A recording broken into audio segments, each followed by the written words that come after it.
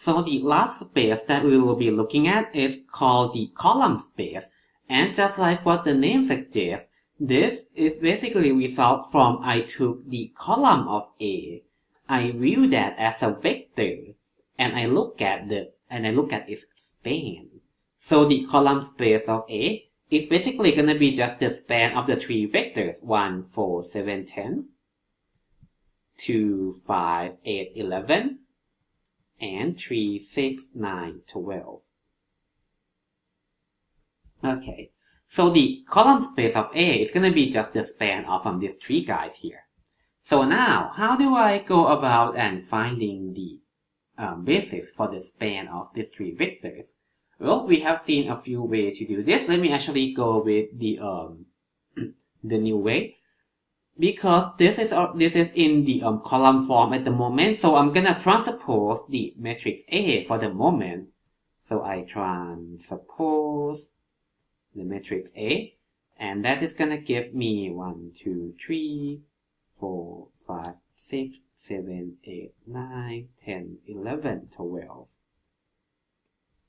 Okay, now, now, instead of finding the column space of the original matrix A, I can instead now find the row space of the transpose of the matrix A. Notice that the orange vector here is actually the same as the teal vector that we can see up here, 1, 4, 7, 10, 2, 5, 8, 11, 3, 6, 9, 12. So I can actually go ahead and row reduce this form here. When I row reduce this form, that is gonna give me, let me see, 1, 0, negative 1, and 2, and 0, 1, 2, 3, and then all 0. So that means these two guys is these two guys are the basis for my row space of my transpose matrix here. So that means if I transpose this guy back, and that's gonna give me, let's see, 1, 0, negative 1, and 2, and then 0, 1, 2, 3.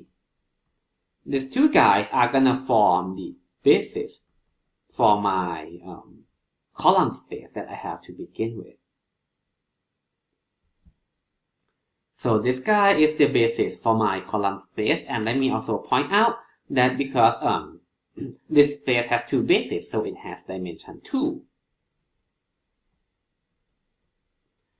We see this number earlier, so let me point out what actually is going on here.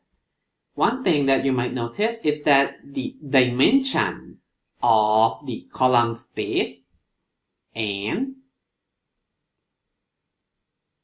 the dimension of the row space has to be equal. So they are both 2 in this case. And they are not just that. This is actually also is going to equal to the rank of the matrix A as well.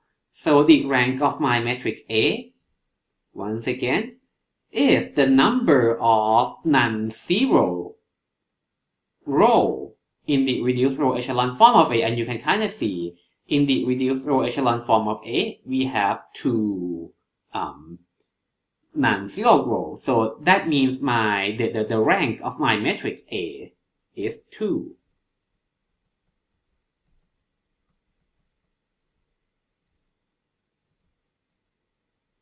So it actually makes sense that the rank of A is the same as the dimension of the row space of A, because eventually you kind of see these two vectors are the basis for the row space of A. So the rank of A, the dimension for the row space of A, and the dimension for the column space of A, they have to be equal. And another thing is the rank nullity theorem.